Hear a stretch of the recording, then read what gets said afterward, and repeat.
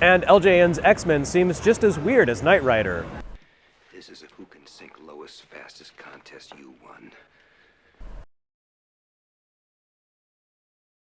Although maybe the idea of an X-Men game doesn't seem so strange today, back in 1989, the series and franchise had just begun to become popular after years of being a C-tier title like Captain America or Iron Man, thanks to Pride of the X-Men. So look, a few episodes back I touched on some of the fundamental differences in game design philosophy between European and Japanese developers. Those episodes haven't hit the public feed as of this writing, but I can already predict that I'll be getting comments that accuse me of some inherent bias against European games, or turning a blind eye toward the failing of Japan's games industry. Luckily, the Uncanny X-Men is here to dispel that notion. This game was clearly produced in Japan, though no one is entirely certain by whom, and it is an absolute dog's breakfast of a game. You can certainly understand the choice for anonymity. If I were a developer, I would not put my name on this game either. But it does demonstrate that Japanese developers can shovel up every bit as miserable a video game experience as any European studio. X-Men makes you pine for the good old days of Back to the Future, which wasn't very good, but at least it moved at a brisk pace. The common thread for all of this crap, of course, is LJN, an American company, so that's who the true villains are in this story. That doesn't make Uncanny X-Men any less disappointing. Usually, when LJN contracted out a licensed game for a Japanese studio to build, the results were at least interesting and packed with ambition, even if they weren't actually good. However, the Uncanny X-Men doesn't have much ambition behind it to speak of. It's just kinda crappy.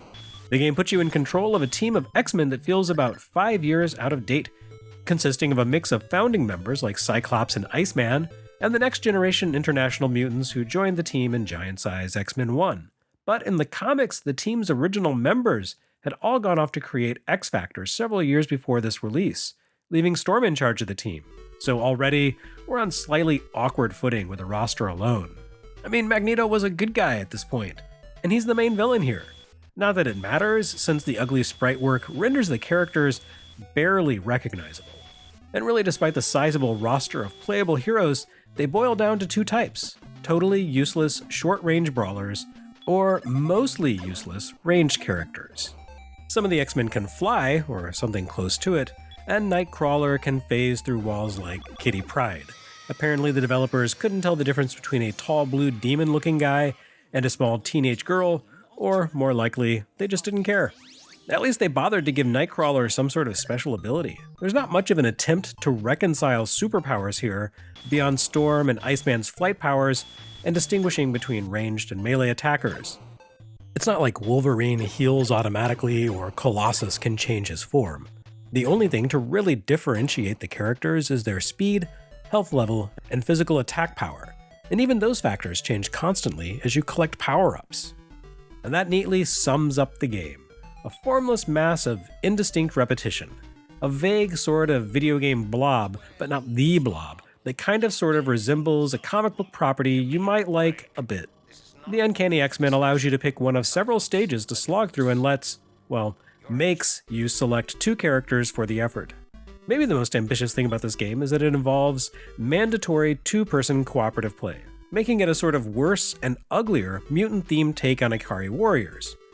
If you play solo, your partner character still tags along under CPU control. Sadly, X-Men's attempt at AI in 1989 is every bit as embarrassing as the corporate slop that keeps getting vomited our direction in 2026. Your computer-controlled companion will die very quickly, which is fine considering how useless they are. But it does mean that character is permanently removed from your combat roster for the rest of the game. So basically, you're all but guaranteed to lose one character per stage, whether you wanted to take a companion or not. Maybe that's why so many characters fight identically. They're meant to be grist for the AI mill. Bulk filler destined to be thrown away while you focus on protecting the handful of heroes who actually have some value. I do need to amend a statement though. While Uncanny X-Men kind of looks like a top-down shooter with everything drawn at a weird oblique angle reminiscent of the uncomfortable tilt in the later Ultima games, it's not just a linear scroller like Ikari Warriors. Sadly, no. You need to explore each stage in order to find keys that unlock the path to the boss. then defeat the boss, and then work your way back to the beginning of the stage. It's like Wario Land 4 except god-awful. To make it worse, you can't complete the game without knowing a secret code. You can normally only access 4 stages plus the training stage, which apparently is not the danger room, but Magneto awaits in a hidden 5th stage. You can only access that level by inputting a code, which is partially printed on the game label and partially revealed with the messages that appear at the end of each stage. But X-Men doesn't go out of its way to make that information obvious in any way, of course. The code details only become visible if you complete a stage while defeating a certain number of special enemies, at which point certain words become red. String these red words together across the 4 stage end messages, and you'll reveal another cryptic message that you're somehow meant to use to determine the Magneto access code. It's hilariously opaque. I'm pretty sure the only reason this isn't more infamous than the X-Men game on Genesis that requires you to reset the game in order to reach the ending is because this cartridge sucks so intensely that no one has ever actually reached the final stage. The entire thing consists of wandering around through ugly, repetitive, confusing levels, fighting seemingly infinite waves of regenerating enemies, looking for keys, and struggling desperately to maintain the will to go on playing or living. The levels almost feel X-Men themed, but they miss the mark. Like the characters, they leave you with the impression that the developers had some notes about X-Men signifiers, but didn't actually bother to follow through in any real way. If you squint, you can almost pretend. The Robot Factory could almost be a Sentinel Master Mold facility. The Battle City could be the Mojoverse, full of weird media references, but it isn't. The subterranean confrontation that the manual describes as full of magical creatures could easily have something to do with the Mutant Massacre or Inferno, but of course it doesn't. And then there's the Living Ship, a bog-standard 8-bit ripoff of H.R. Giger's alien environmental designs that somehow fails to engage with the X-Men's own blatant aliens ripoff, the Brood. It's almost admirable how the game seems to set up one opportunity for interesting comic connections after another, and then just completely refuses to follow through on any of them. At least the bosses are more or less recognizable from the comics, even if they struggle to recreate those characters' skills or nature in any meaningful way. And the prospect of even reaching a boss is profoundly daunting. I've never managed it myself, thanks to all the jank. But let's say you use an invincibility cheat code. You've got Sabretooth, the White Queen, Juggernaut, and, Boomerang? Okay, well, Boomerang is actually a Daredevil villain. The Uncanny X-Men appears to have been intended as a tie-in with the Pride of the X-Men cartoon, which perhaps explains why it appeared to be so out of sync with the contemporary state of the comics. The game subs in Iceman for Dazzler, and it drops Pyro from Magneto's roster, but otherwise it largely represents the same general vision of the X-Men lineup as the cartoon. It's an awful excuse for a tie-in, but as with so many things about this game, that ended up not mattering much either because Marvel's financial woes derailed plans for an X-Men cartoon for several years anyway. Now, I called X-Men a C-tier property earlier, but that's not a ding on its quality or sales. It's just that X-Men had about zero pop culture traction in the 1980s. If you told your father you were a Wolverine fan in 1989, he'd buy you a University of Michigan t-shirt and invite you to watch the next game against Ohio State with him. X-Men sold great, but it was not well known among the general public at the time that this game shipped. It was the kind of comic that people who read comics loved, and which had no presence to speak of in the brains of anyone else. In fact, my research tells me that Uncanny X-Men was consistently Marvel's best-selling original property in the 1980s. But maybe that's not surprising because Marvel kind of struggled in the 80s. Outside of 1984's incredibly gimmicky Secret Wars crossover and Spider-Man, Marvel relied pretty heavily on licensed titles like G.I. Joe, Transformers, and Star Wars to keep the lights on. Even Secret Wars had succeeded primarily on the strength of its novelty and the tons of merchandising tie-ins that it spawned. And that success proved to be ephemeral.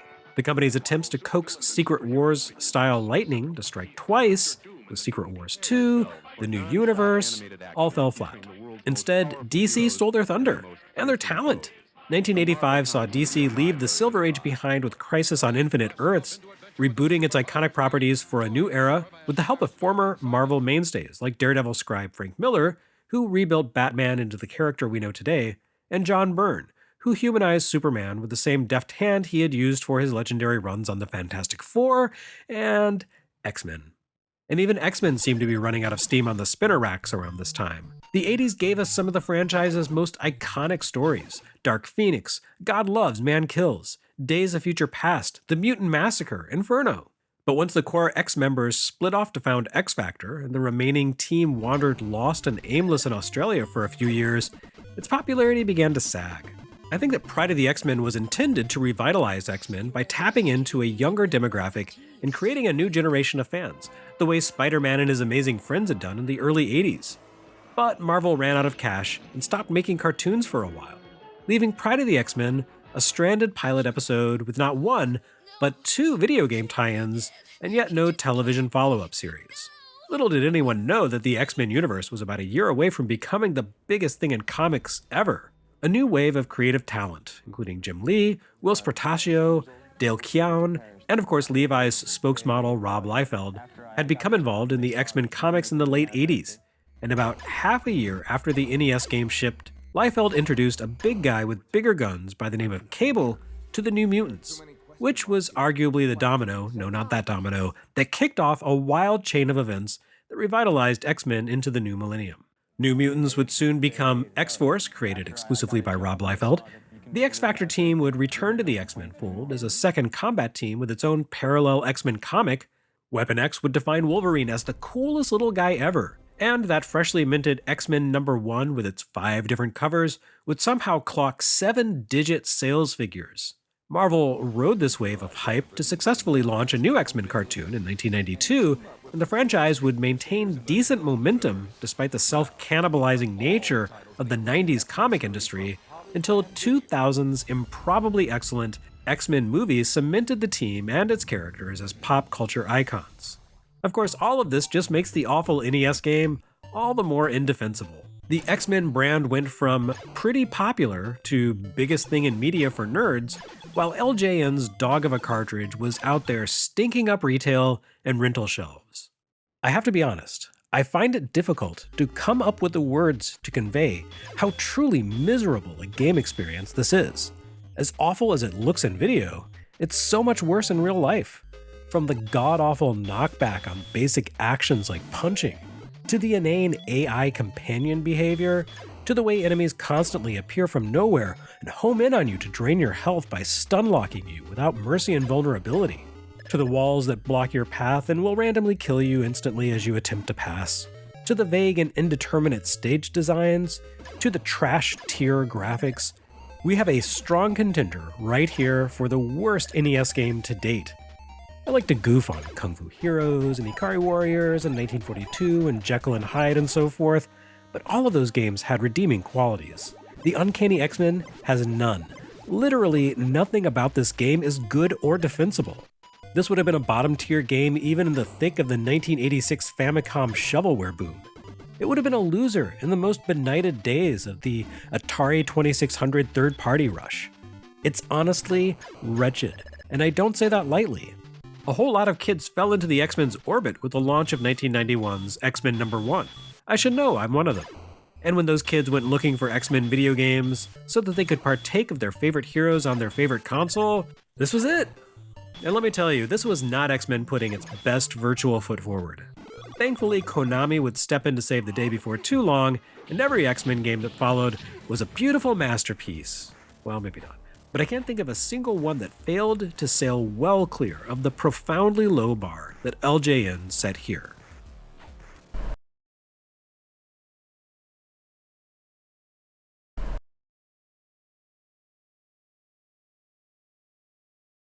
Next time on NES Works, it's a sad thing your adventures have ended here.